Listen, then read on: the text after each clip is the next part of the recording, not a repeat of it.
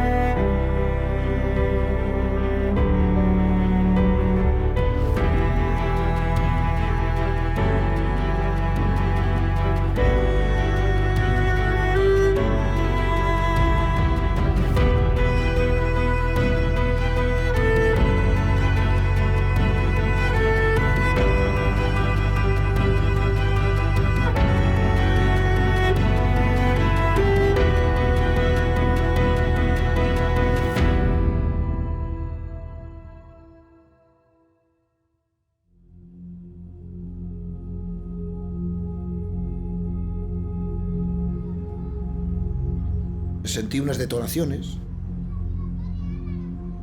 Pensé, pero bueno, ¿cómo pueden a las 5 de la tarde, a las 5 y cuarto o 5 y 20, estar gente tirando ahora petardos o cohetes? Continué pasando por allí y de repente vi que venían unos policías en moto. Claro que yo me sobresaltó mucho porque, claro, es una pasarela peatonal. Subí la pasarela y me fui corriendo hacia donde estaba la policía. Yo veía un cuerpo allí, es un hombre y una mujer, no le podemos decir nada. Entonces yo me di la vuelta y venía su pareja y el concejal de policía. Y yo creo que le dijo, creo que es Isabel Carrasco.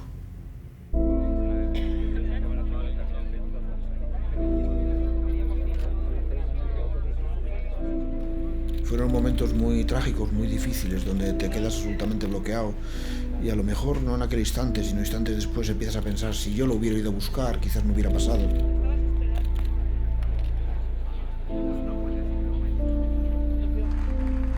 Isabel era una persona muy enérgica, con mucho carácter.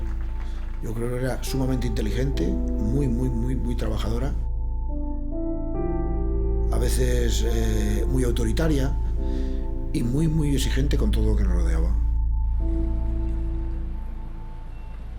La han definido como autoritaria, dictadora, descalificadora, que se cree la dueña de León, que domina su partido con mano dura, muy exigente. Yo me pregunto, ¿realmente Isabel Carrasco está dentro de su partido rodeada de enemigos? Hay unas reglas de juego y la gente tiene que saber que en democracia se juega, unas veces se gana y otras se pierde. Aquí en nuestro partido normalmente a la gente que en un determinado momento tienes que quitar de algún cargo y que duele, porque son los momentos más complicados de presidente del partido, pues realmente ya tienes un enemigo. Pero ya está dentro para ti. Del furgón, ¿verdad? Han sido detenidas 2 mujeres, madre e hija, de 55 y 35 años, como presuntas implicadas en estos hechos. ¡Asesina, perra! ¡Asesina! Una familia bien de Astorga se esconde presuntamente tras el brutal asesinato. Montserrat Triana Martínez, de 35 años y conocida familiarmente como Triana, y su madre, María Montserrat González Fernández, de 55 años. Ambas eran afiliadas al PP y la más joven fue candidata en las listas locales autonómicas de 2007. El padre y marido es el inspector jefe de la Policía Nacional de Astorga.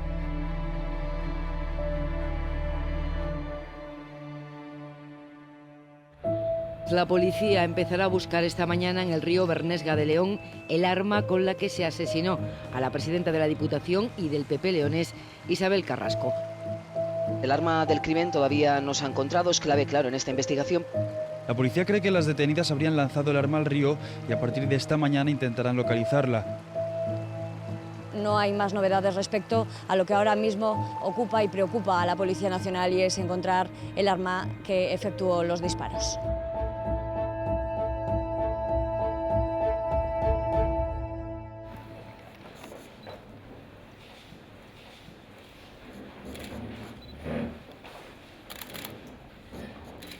Intentar explicar esto no tiene ningún sentido, es un acto cruel, inútil, absurdo, que no puede calificarse de ninguna de las maneras. Su vida pues estuvo muy ligada siempre a estas siglas a las que ella amaba y quería y por las que trabajaba. Le pido, por favor, si no, le echo. Totalmente, a usted, sin amenazas. Sin amenazar, ¿eh? Me voy a centrar. Tenga cuidado sin amenazar, Me voy a centrar en el... Sin amenazar, que se calle, que está hablando el portavoz popular. La pregunta no es... parece ser nada. Iguales, pero en los tribunales. ¿Usted cree que eso no es una malversación? Denuncié cada una de las tropelías que estaba haciendo ella. Mi relación era muy tensa. Ella se creyó que era la reina del palacio. Tuvo, diríamos, en sus manos todo el poder de la provincia. El problema que tenía Isabel Carrasco es que solo se podía estar con ella o contra ella. No había un término medio. Al día siguiente del crimen aparece una pintada en la pasarela a muy pocos metros del lugar donde se produjo el crimen. Y la pintada dice, aquí murió un bicho. Es revelador. Las flores que se depositaron en el punto donde se cometió el crimen al día siguiente fueron arrancadas aquella misma tarde.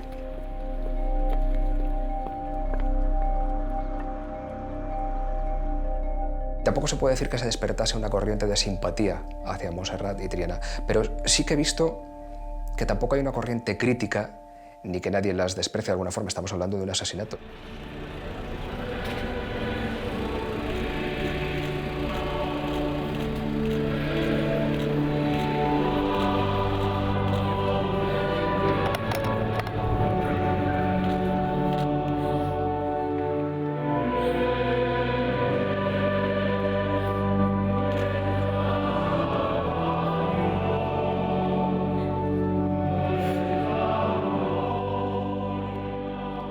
Vas viendo dónde llegó y dices, una mujer. Primero una mujer, los cargos que tuvo, luchando siempre. Bueno, pues yo, vamos, admirable, yo la admiraba mucho. La Policía Nacional tiene ya en su poder la que todo apunta sería el arma con la que dispararon a la presidenta de la Diputación. Una mujer entregó anoche esa pistola en una comisaría. Es una policía local de León.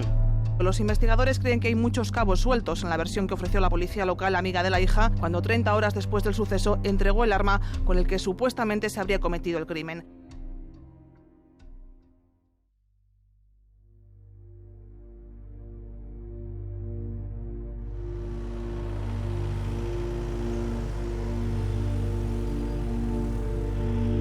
Ahí lo podéis ver, compañeros. El furgón policial acaba de llegar y en estos precisos instantes se baja en primer lugar de las que van absolutamente tapadas, prácticamente de forma distinta. Sí, la que viene detrás es Montserrat, las dos imputadas acaban de bajarse.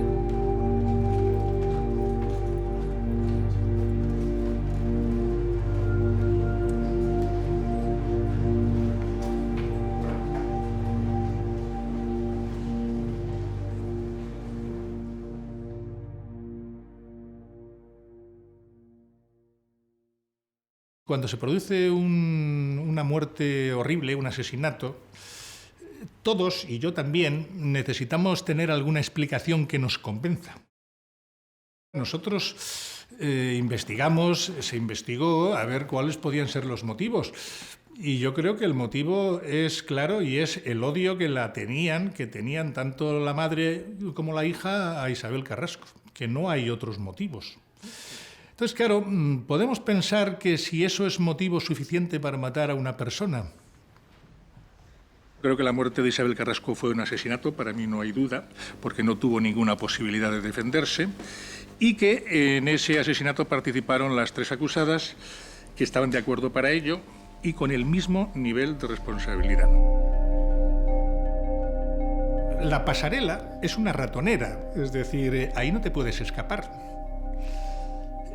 Si además te atacan por detrás y te pegan unos disparos tan certeros, estás muerto. Ese asesinato se cometió además con frialdad, con una precisión, a mi juicio, impresionante. A mí personalmente me ha impresionado, porque créeme, matar no es fácil. Es un plan casi perfecto y una ejecución perfecta, porque el plan podía haber salido bien. Podía haber salido bien, estoy convencido de que podía haber salido bien.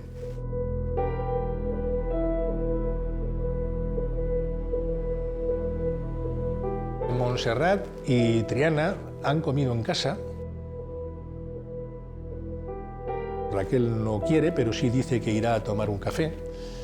Y a las 4 va a casa de Triana y allí está con ella hasta las 4:30.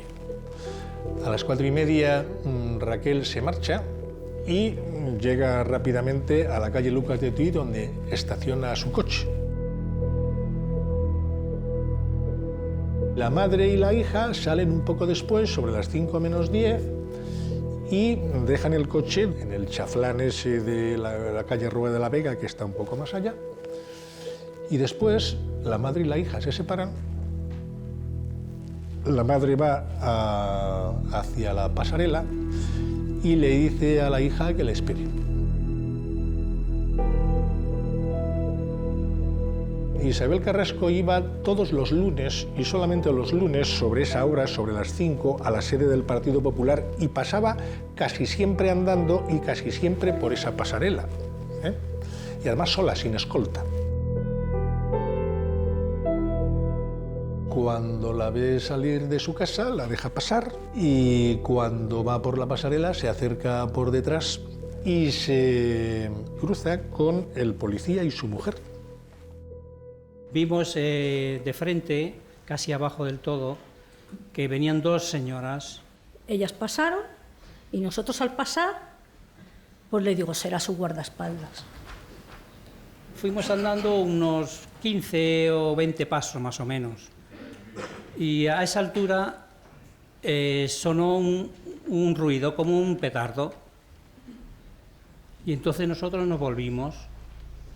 Y vimos a la señora, la primera, la que iba delante, la señora que iba delante, la rubia, que se estaba cayendo hacia adelante, pero no se caía, no se derrumbó, sino se caía como si estuviese rígida.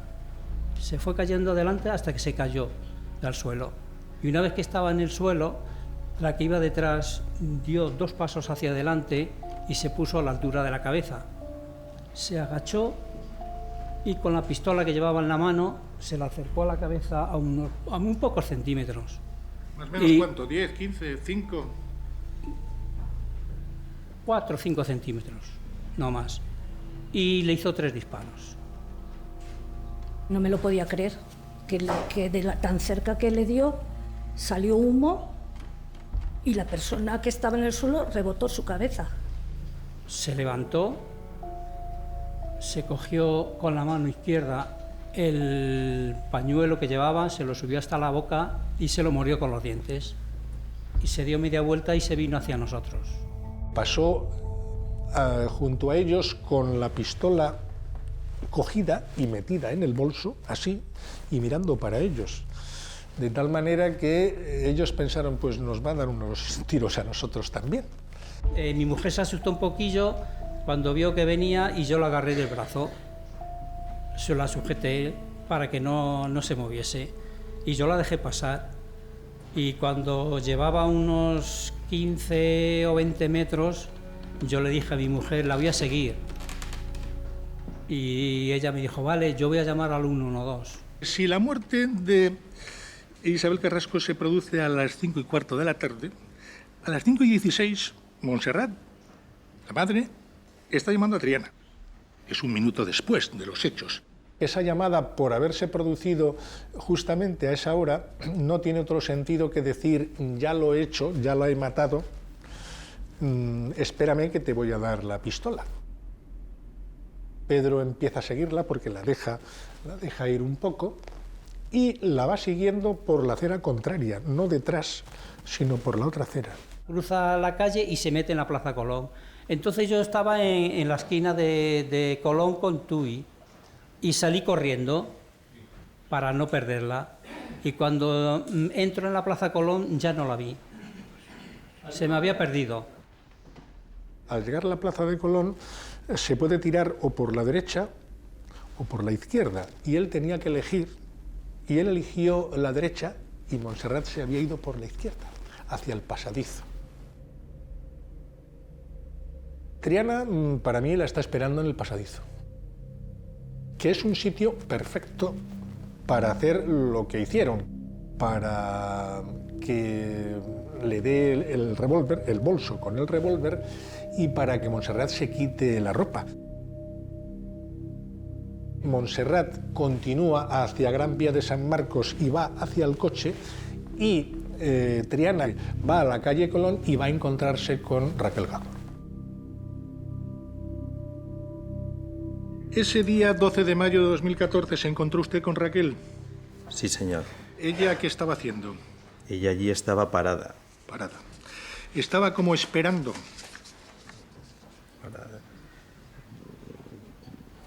Parada esperando, sí. Estuvo allí 1 hora, nada menos que 1 hora.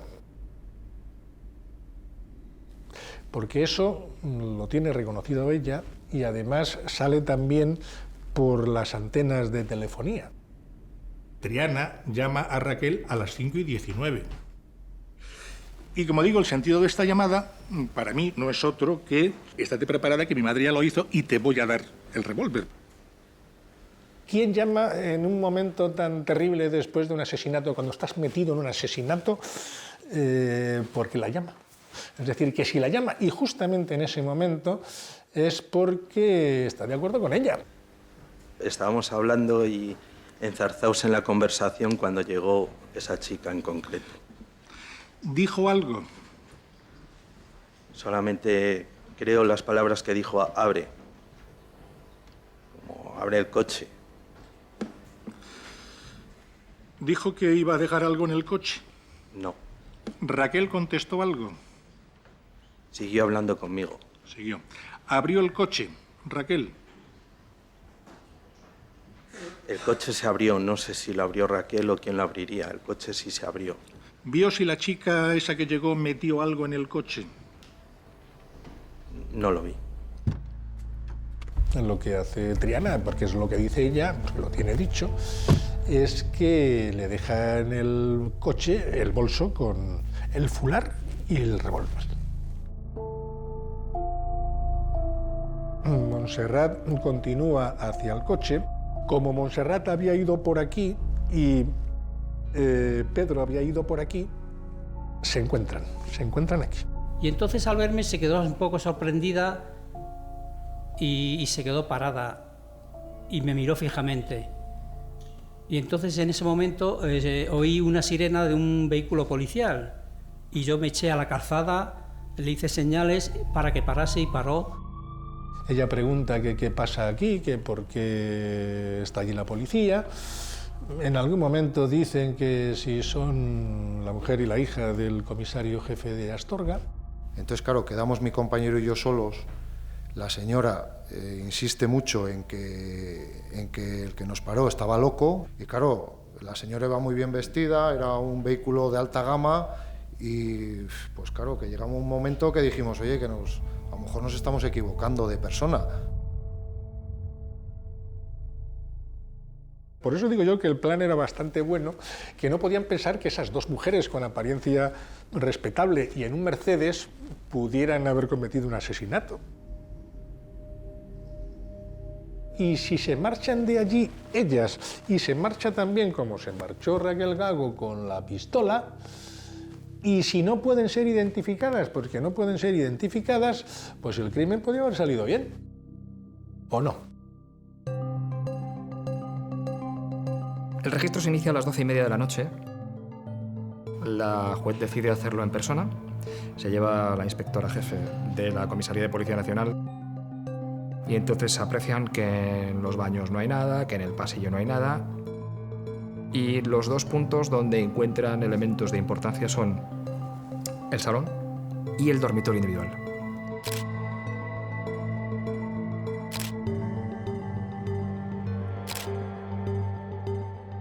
hay una cantidad tremenda de material, de documentos referentes a Isabel Carrasco. Fotos de la casa de Isabel, fotos de actos en los que estaba Isabel, fotos del equipo de trabajo que acompañaba a Isabel. En el salón aparecen los ordenadores, que luego se registran.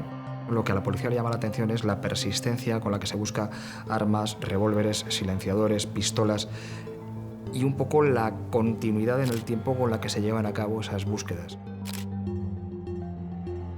En el salón aparece también una cantidad de munición tremenda.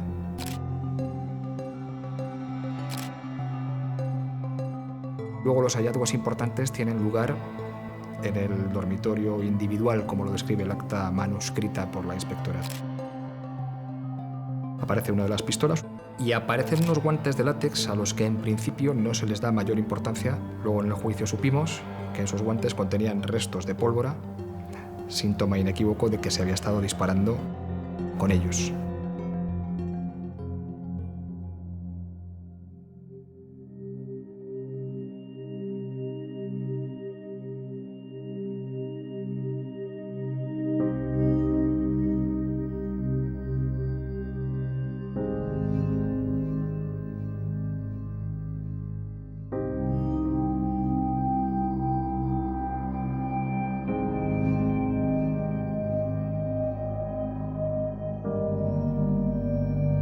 Nosotros nacimos en el campo de Santibáñez.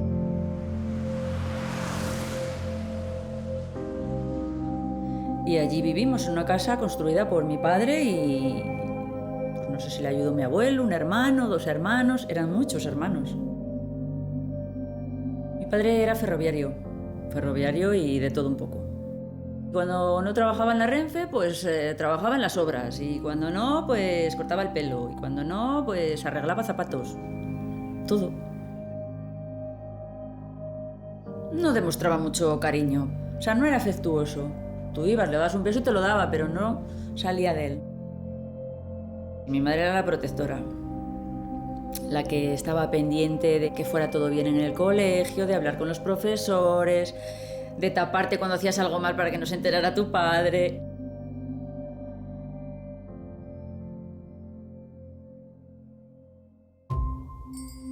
Estamos hablando del año 58, 59, 60. La gente vivía de las tierras. No es que hubiera miseria, pero vamos, la gente no se defendía como ahora. Y veías otras niñas de la edad de ella que eran más paradas, a lo mejor se acobardaban más. Ella no se acobardaba por nada. Fue baja siempre. Guapa era poco. A lo mejor le llamaban cualquier cosa y si alguno se metía con ella, el primer golpe era el de ella. Ella era muy inteligente, ya de pequeñina no le hacía falta ni mirar para el libro. Cogía el libro y aprendía la lección de memoria en un momento. Sin embargo, nosotros a base de puñetazos. Me acuerdo una vez, bien pequeño, le decía la maestra, doña Pura, a su madre, dice, esta niña, si sigue así, va para ministro. Cuando eras pequeña, ¿qué querías ser de mayor? Bueno, pues cuando era pequeña no sé muy bien qué quería ser de mayor, pero era bastante osada porque pretendía ser casi artista. Y nada menos que fui hasta incluso en Radio León con aquel famoso gelete a cantar, que canto para matarme sin que se enterara nadie. Y claro, por supuesto, no pasé la primera ni nada que se le parezca, porque si me tuviera que ganar la vida cantando ni te cuento. Pero bueno, después, especialmente, ya después ya no quería ser nada, ya vi que lo de artista no iba conmigo, que no iba a poder cantar, modelo pues tampoco tenía ni la talla ni nada que se le pareciera, y entonces me tuve que dedicar a estudiar y realmente pues es lo que fui.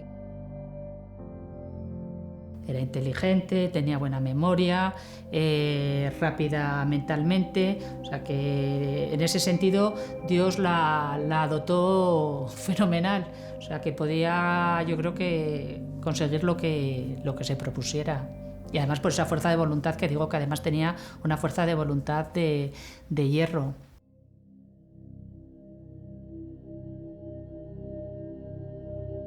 Juicio conjurado técnicamente solamente es diferente en que Mientras que en el juicio normal, quien lleva el proceso y quien lo resuelve son personas profesionales de la justicia, en el Tribunal del Jurado existe una serie de personas legos en derecho que son los que van de alguna forma a analizar toda la prueba que se practique durante el juicio y al final van a dar su veredicto, si culpable o inocente.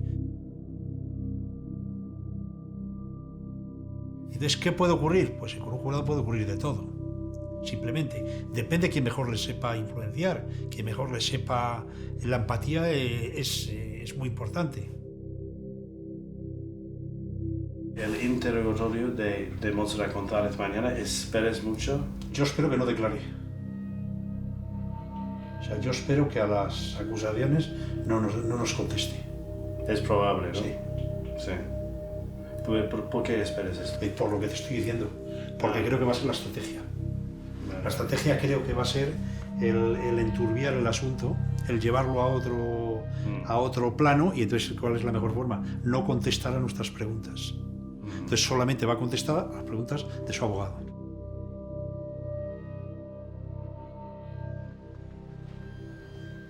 Señores del jurado, han oído ustedes a las acusaciones exponer en qué va a consistir el juicio bajo su punto de vista. Y ahora va a dar unas explicaciones este letrado bajo el punto de vista de la defensa. Yo, desde el principio, he visto claro que Montserrat era quien había efectuado los disparos y quien era la responsable de los delitos allí cometidos. Y que Triana estaba desvinculada de la madre en ese aspecto. El objetivo, lógicamente, era demostrar la inocencia de Triana y que no había tenido participación en la muerte. Póngase en pie, por favor, la acusada. Sitúese frente al estrado. Le autorizo expresamente a sentarse y prestar declaración sentada.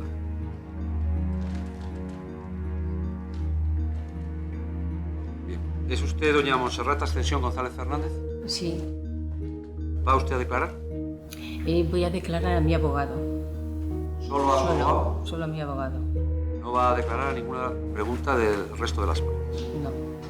Tiene usted derecho a no declarar, a no declararse culpable, guardar silencio, responder a todas o a parte o a ninguna de las preguntas. ¿Conoce usted sus derechos? Sí. ¿Va usted a declarar? Voy a declarar al fiscal y a los abogados de la defensa. ¿Va a declarar? Sí. ¿A todas las partes? Preguntas Sí. de todas las partes.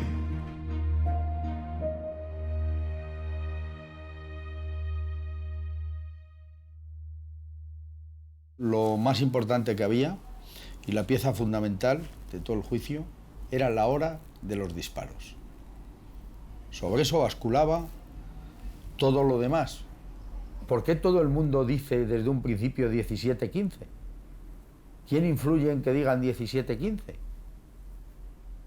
Porque no es así. Está demostrado ya que no es. Un dato importante, como es la hora del crimen, resulta que esas acusaciones tan imparciales, tan objetivas, no han sabido ni determinar la hora. Nos están mintiendo. Para establecer la hora de la muerte, que era fundamental para la defensa, los dos puntos fundamentales son dos llamadas de teléfono. Una que se produce de madre a hija a las 17:16:03 y la que hace Elena Morandeira, que es la mujer del policía jubilado Pedro Mielgo, al 112, que es a las 17:18:04. Con esos dos parámetros se puede establecer perfectamente la hora de la muerte. Y ahí había dos posturas totalmente enfrentadas y contradictorias. Y por eso era importante el fijarlo. Por un lado estaba el Ministerio Fiscal y las acusaciones que establecían que la llamada de madre a hija era después de haberse producido la hora de la muerte. Cuando ve usted a Isabel, díganos por favor dónde está. ¿Y qué es lo que pasa? A ver. Estaba por la Alborada, y cuando la veo que va a cruzar. ¿Usted llama a su hija en ese momento? Cuando llegué al paso de eso antes, cogí la llamé. La llamé para decirle que se marchara para el coche, que se fuera para el coche.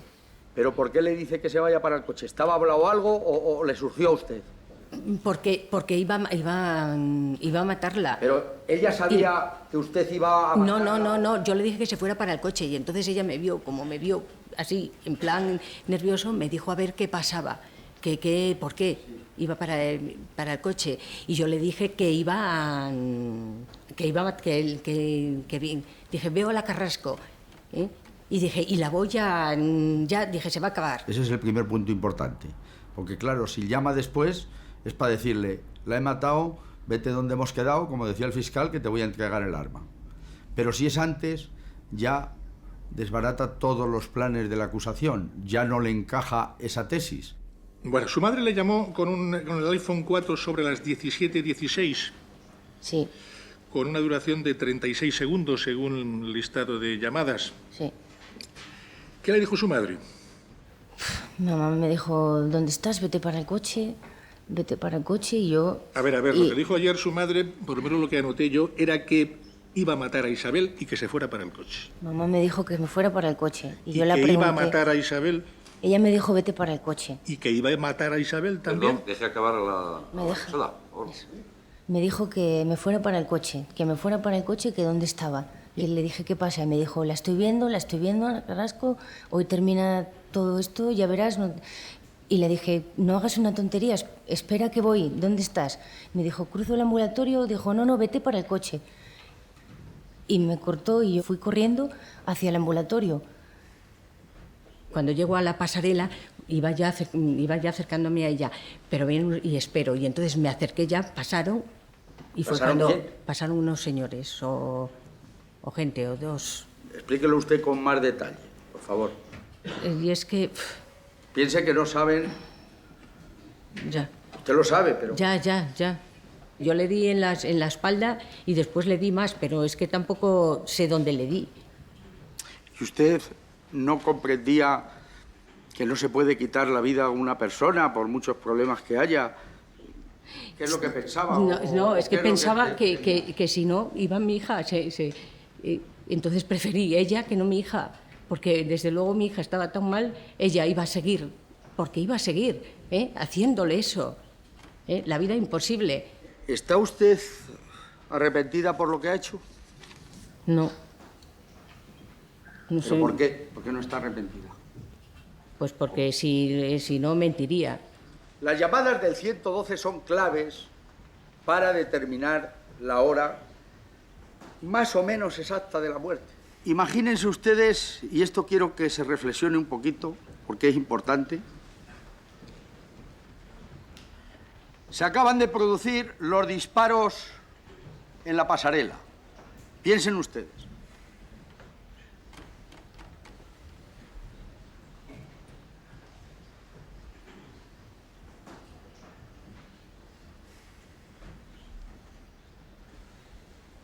El impacto que se buscó haciendo guardar silencio a la sala durante 3 minutos no era otro que el jurado se diera cuenta de algo que una persona normal se tenía que dar. Y es que si se produce un asesinato a la hora que dice el Ministerio Fiscal, a las 17:15, una persona que lo ha presenciado, que está allí, puede tardar en llamar lo que tarde Montserrat en deshacer el camino de la pasarela y pasar delante de ellos. Y ese espacio no pueden ser, lógicamente, 3 minutos. 3 minutos se hacen eternos en silencio. Y si se ha presenciado una muerte, también. Y la manera de que el jurado lo viera de forma clara, no explicándolo, sino que vieran el tiempo que tarda en pasar 3 minutos. Paro a los 3 minutos y todavía quedan 4 segundos. Analicen ustedes los disparos en la pasarela. Montserrat caminando deprisa, bajando y deshaciendo el camino de la pasarela. Pedro Mielgo con su mujer a la derecha. Hay 49 metros. Se recorren en unos 30 segundos. Es evidente que con esos 3 minutos se demostró que esa llamada de Elena Morandeira tenía que haber sido no a los 3 minutos, como decía el fiscal, sino en un plazo temporal mucho más breve. Estamos en el puente, ¿cómo se llama este puente? En la grande frente del centro de salud. Hace un tiro a una señora que parece de la Junta. A ver, ¿en qué localidad está? Enfrente del centro de salud de ¿cómo se llama esta calle? La Pasarela. ¿En qué ciudad o pueblo? El León. ¿El nombre de la calle lo saben? No sé cómo se llama, es el puente general que está en el centro de salud de Condesa. ¿De Condesa ha ido? La Pasarela, la chica está tirada en el suelo, la tengo unos tiros, y que ella tiene unos petardos. En la Pasarela, pero que la han agredido, la han disparado. Disparo que está tirada, no se mueve, está como muerta. ¿Cuándo llamó usted? Yo, pues en el momento que le dije, haz tú lo que tengas que hacer, que yo llamo al 112. O sea, que cuando usted llama, su marido está usted todavía con él, comienza él ya empezaba a ir y yo ya marqué al 112. Lo que nosotros demostramos también con la hora de la muerte es que el lugar donde aparece el arma y donde lo recoge Triana no es el pasadizo, sino el garaje que hay en Lucas de Tuy. Y eso tiene una importancia trascendental analizando qué significa que sea uno o sea en otro sitio. Síganos contando, sí, por favor. Crucé por allí y tiré el bolso, porque la verdad es que ¿Dónde lo tiró el bolso? Lo tiré en un garaje. Lo tiré allí ¿Usted en un tenía garaje. pensado tirar el bolso? ¿Le surgió instintivo? No lo tiré porque ya no lo necesitaba para nada y y lo tiré, y fue cuando yo la verdad es que iba muy nerviosa cuando me veo a mi hija. La vi que tiraba el bolso y me crucé con ella, pero no pude hablar con ella. No, yo pensé que había cogido la pistola de mi padre, que como tiraba el bolso. Ella estaba, yo no pude hablar con ella, estaba pálida, rota, mal. ¿Quién, usted o su madre? Mamá. Mamá. Yo me puse súper nerviosa. ¿Y usted la ve pálida y desencajada? ¿No se piensa nada o no le pregunta, mamá, ¿qué has hecho? Claro, pensé que había pasado algo malo. ¿Pensó que la había matado? Pero por eso fui a por el bolso. ¿Pensó que la había matado? Puede. La importancia de que sea en un sitio o en otro estriba en que si el arma aparece en el garaje de Lucas de Tuy porque es arrojado por la madre, y la hija, sin haberse puesto de acuerdo con ella, la ve arrojarlo y piensa que es la pistola del padre y por eso lo recoge, es una cosa. Y si quedan previamente en el pasadizo porque están concertadas, ya saben el sitio donde va a ir la madre y donde tiene que recogerlo Triana, es otra. ¿Y no había dicho anteriormente que el bolso se lo dio en el pasadizo? Me limité a decir lo que me dijeron ellos que tenía que decir, porque venían a ayudarme, porque eran amigos de mi padre y del comisario de Valladolid, y yo... O sea que sí lo dijo, pero porque se lo dijeron los policías. Sí. Leí la declaración de mamá y dije exactamente lo que le había mandado decir a ella. Dijo que había sido en el pasadizo, entonces. Sí. Sí, pero fue en Lucas de Tuy. Si el arma se encuentra en el garaje, cuadran perfectamente los tiempos atendiendo a la hora de la muerte y las llamadas que se producen. Pero si el arma lo tiene que entregar la madre a la hija en el pasadizo, es materialmente imposible, porque se tarda mínimo, y se demostró con el acta notarial, 3 minutos y 9 segundos mínimo a paso ligero. Y el arma la tiene ya Triana cuando llama a Raquel.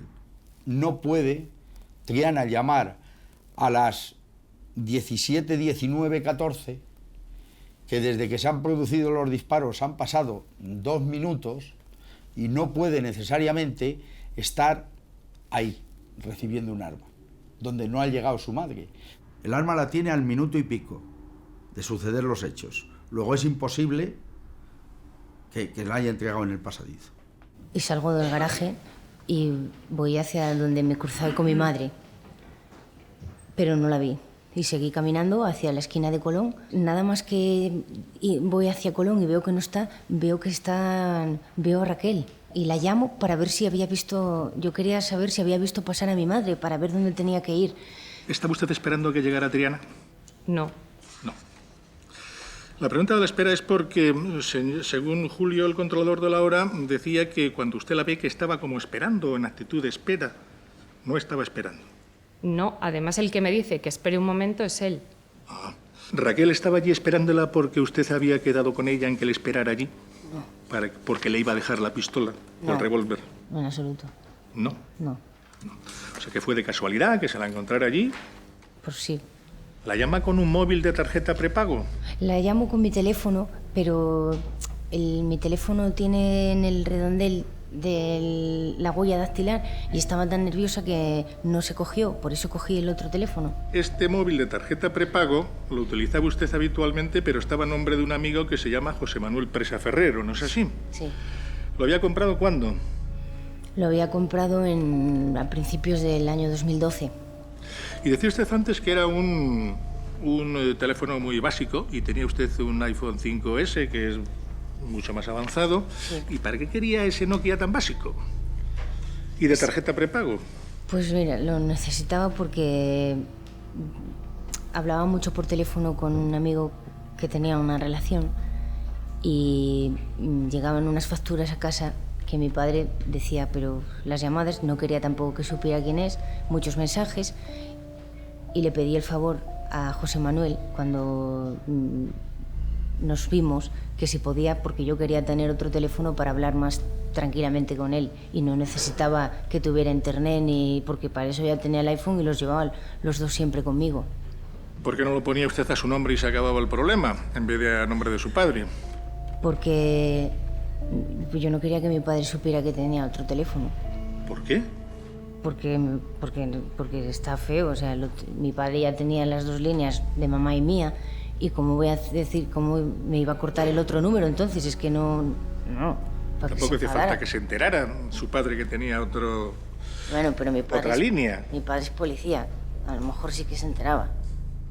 El teléfono prepago se explicó perfectamente en el juicio que él ya lo tenía por la relación sentimental que mantenía desde hacía 4 años con una persona, que no quería que se enterara el padre. Y los teléfonos, el móvil de Triana, la factura la pagaba el padre y veía las llamadas. ¿Por qué le podía llamar Triana a esa hora y además con ese móvil de tarjeta prepago?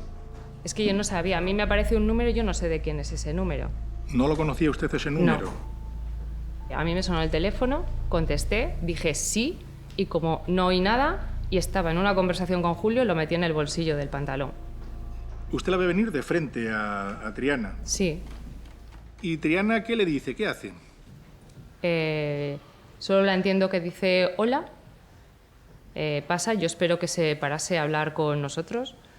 Me dice que tienes el coche abierto y yo no supe si era una afirmación o una pregunta, porque habías tenido las puertas del coche abiertas sacando los papeles. Accioné el mando a distancia, instintivamente lo tenía en la mano, era lo único que tenía en la mano, el teléfono en el bolsillo y el mando del coche. Y después dijo, ahora vengo, me voy a la frutería. Cuando llego allí, digo hola, y ellos dos están... Es que yo creo que ni me oyen. Y le dije que si tenía el coche abierto, pero no esperé a que me dijera nada. Probé si estaba abierto y le dejé... Mira, cerré... Le puse el bolso así debajo de... Lo dejé ahí el bolso porque me pesaba mucho, no sabía lo que había pasado y pensaba ir a recogerlo al momento. ¿No se dio cuenta si abrió el coche y metió algo? No, no lo vi. ¿No lo vio? No.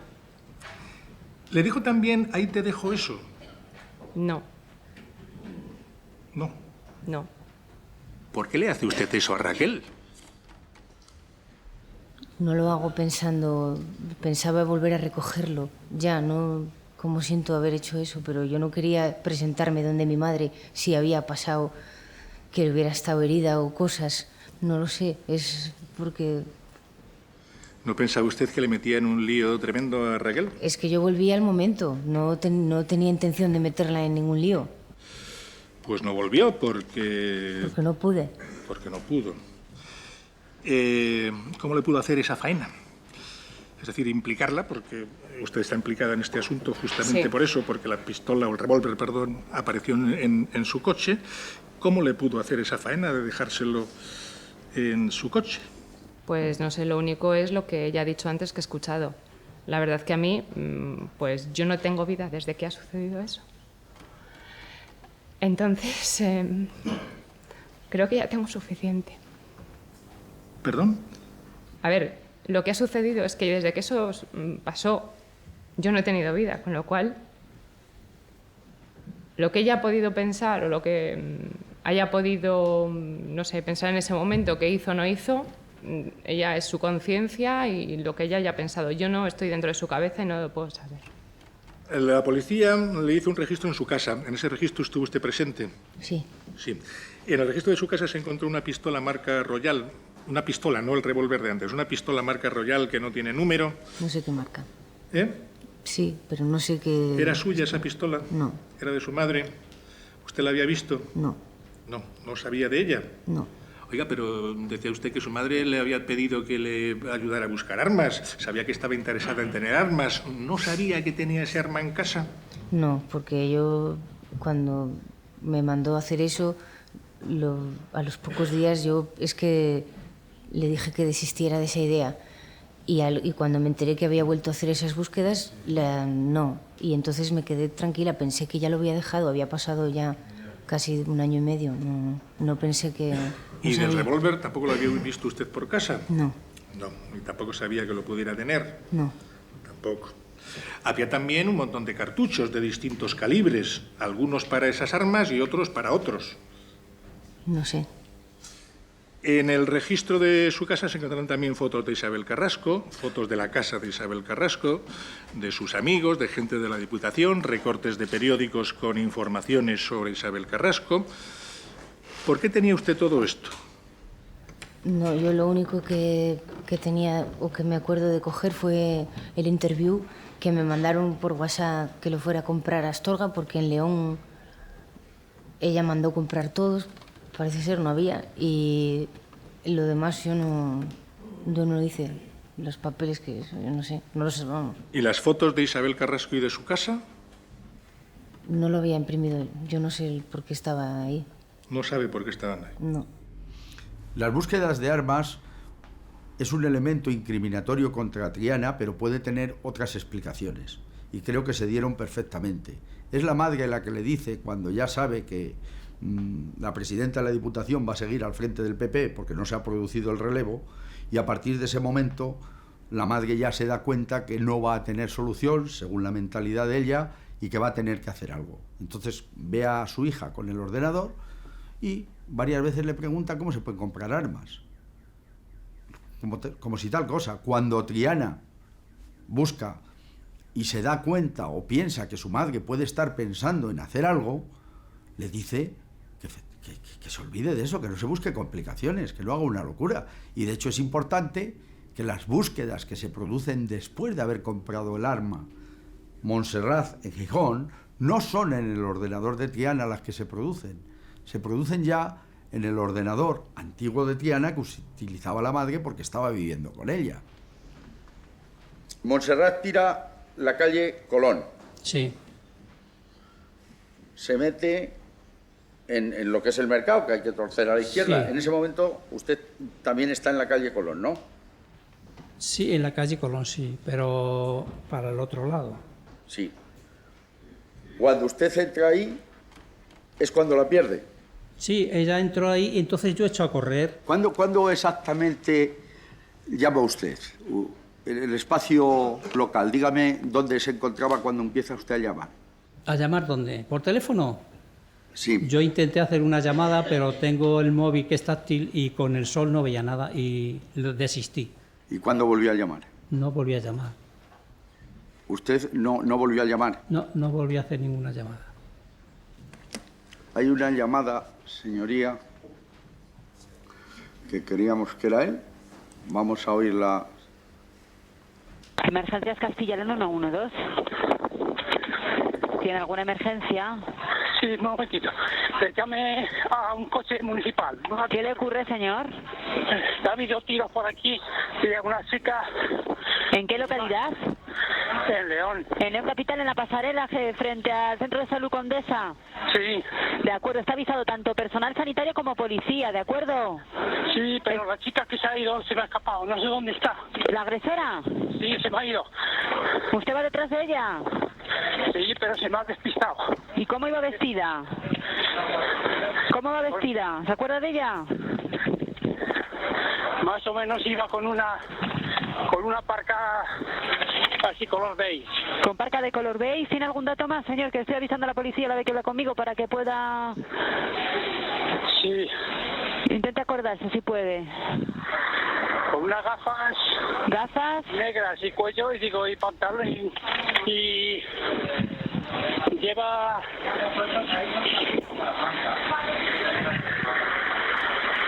Es un agresor, la señora la que ha disparado era una señora, ¿verdad? Sí. Vale. ¿Y pantalones se acuerda? ¿Se acuerda, señor? ¿Caballero? Sí, un momentito. Sí, tranquilo. Llega la policía, ¿verdad?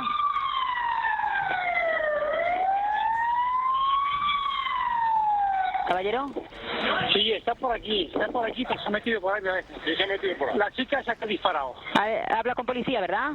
¿Dónde está? Esta es. Esta. Esta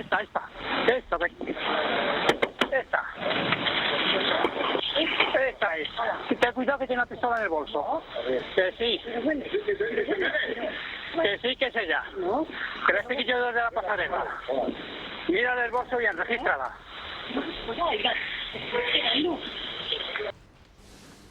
¿Es usted ese? Yo creo que no. ¿Usted cree que no? No. Hola, venía, señor presidente. ¿Usted ha hablado con alguna de las partes que están aquí presentes? No. ¿En estos días últimos se ha puesto en contacto con usted alguien, policía, abogado o cualquier otra persona para hablar de este asunto? No. Le vuelvo a repetir, ¿seguro que no es usted el que está ahí contando con todo lujo de detalles cómo ha sucedido? No, yo creo que no. Nada más, señoría. Solicitamos que se hagan las comprobaciones pertinentes en cuanto al tono de voz en el momento oportuno, por si hubiera que deducir testimonio. Entendemos que se ha prestado un falso testimonio ante este tribunal en un tema bastante serio y que se debe deducir testimonio contra el mismo. Ministerio Fiscal. Que nos oponemos totalmente a esa petición, que consideramos absolutamente improcedente porque no hay ni puede haber ningún falso testimonio en la medida en que por parte del testigo se diga que no se reconoce en esa grabación, que no le parece que sea su voz, de ninguna manera puede ser un falso testimonio. La defensa de...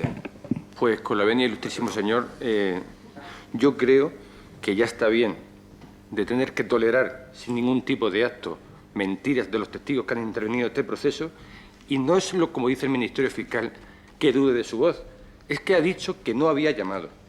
Entendemos que es procedente y se inicien las acciones oportunas.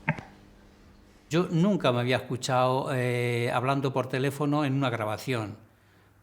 Y me resultó pues que no, que yo no reconocía esa voz, porque yo reconozco mi voz como la que cuando estoy hablando ahora. Sí, yo las llamadas así la hice, pero la hice cuando la hice en la Plaza Colón, cuando la perdí. Yo saqué el teléfono móvil para intentar llamar, pero con el sol no conseguía llamar porque es táctil. Y entonces, cuando la perdí, sí llamé. Cualquiera no se puede equivocar, eso es un absurdo. Nadie está presenciando asesinatos todos los días y está 2 minutos de teléfono hablando y llega la policía y sigue hablando. Luego, ¿qué ocurre ahí? Eso es lo que queremos saber. A ver si se deduce testimonio y se investiga si alguien ha hablado con Pedro Mielgo o alguien le ha condicionado, porque claro, la llamada de Pedro Mielgo es muy importante. Es que esa hora demuestra que no puede ser en el pasadizo. Y esa hora demuestra que no iba siguiendo, como él dice, a Montserrat tan cerca, porque si no, no la pierde. Entonces no puede ver que el bolso se ha arrojado a donde nosotros decíamos. Y no puede decir que está constantemente con el bolso Montserrat. O sea, que era la clave de este asunto. El testigo principal de este tema era Pedro Mielgo. Que pase el psiquiatra don Javier Ladrón de Guevara.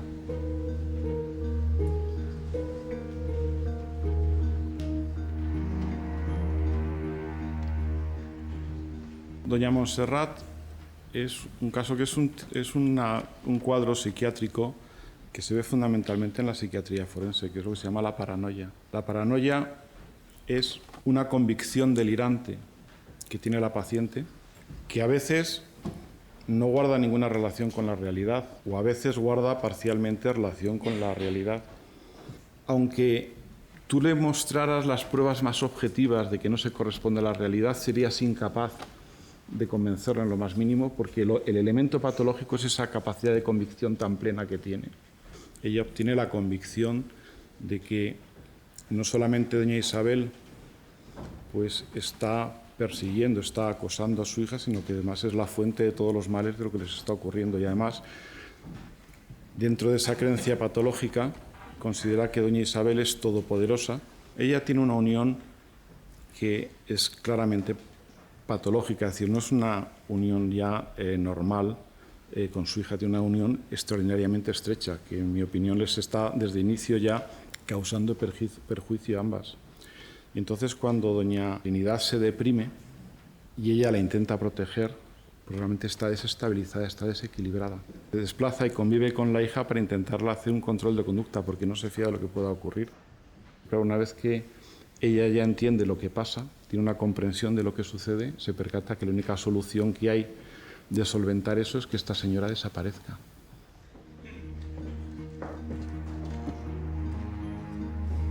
Buenos días. ¿Pueden sentarse, por favor? Gracias. Mira, vamos a ver. Buenos días. Buenos días. Ustedes son médicos forenses, son funcionarias de la Administración de Justicia que se dedican o entre cuyas misiones tienen fundamentalmente el emitir informes como los que han emitido en esta causa respecto de la imputabilidad de Montserrat, de Triana y de Raquel. ¿No es así? Bueno, mire, respecto de Montserrat, ustedes la describen como fría, con poca capacidad para empatizar. ¿Qué otras características le vieron de su personalidad o de su modo de ser? Ella es independiente y tiene un temperamento, un carácter fuerte, es dominante, es rígida, es dogmática, es decir, está imbuida por sus propias creencias. Para ella es bueno lo que es bueno y lo que no es bueno para ella pues no lo es. Bueno, y en definitiva, ¿ustedes le vieron afectadas sus capacidades de conocimiento de los hechos y de voluntad? Para nada. No. Para nada. Hay que entender, por tanto, que ella, cuando hizo lo que hizo, sabía lo que hacía. Exactamente. Sabía lo que hacía. Y no presentaba ningún impedimento de su voluntad. Hizo lo que quería hacer. ¿No notaron ustedes una relación más estrecha de lo normal, de lo que es habitual, incluso en hijas únicas, entre madre e hija? No. No. ¿Sabe lo que hemos relatado nosotros? No. En la Clínica Médico Forense de Madrid hay especialistas en psiquiatría. Cuando se pide un informe, nos remiten a un médico forense que es licenciado en medicina y que a su vez es psiquiatra porque ha hecho esos 4 años de psiquiatría que se hacen después. Aquí en León no había psiquiatras para hacer los informes. En la Clínica Médico Forense de León no hay ningún psiquiatra. No había ningún psiquiatra. Vale.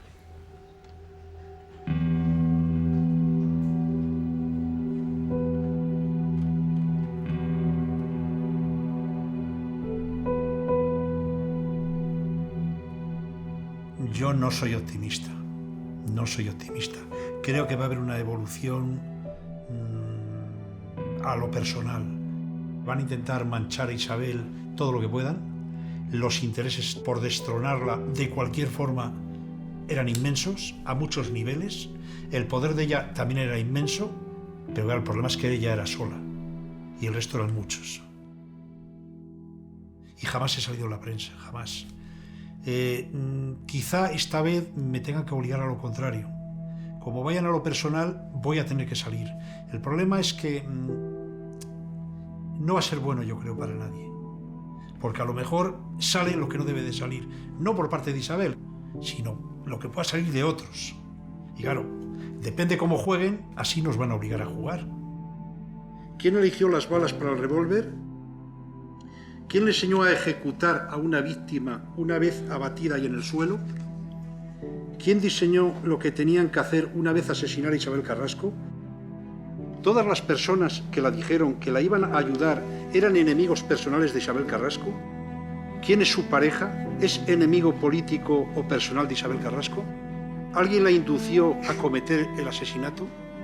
¿Alguna persona le insinuó que había que matar a Isabel Carrasco?